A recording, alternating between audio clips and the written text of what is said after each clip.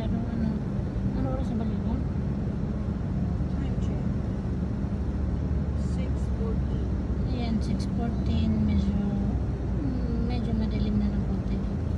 Pero hindi pa, maliwanag pa rin. Ayan, ayan.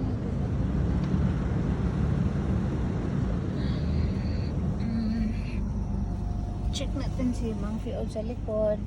Ayan siya. Ano friend? Hello. Ayan si bising-busy. Ayan. Mang Fiol. Dancing in the moon. Si Mang Fiol. Pwede din mo kayo. Dili siya matuto. Iwak clear. Mas mainom pa siya tubig daghan karon kaysa mainom mo Okay, may tubig daw. Ayan. Tubig. Mainom ko siya. Diba? May tubig daw. Ayaw na eh.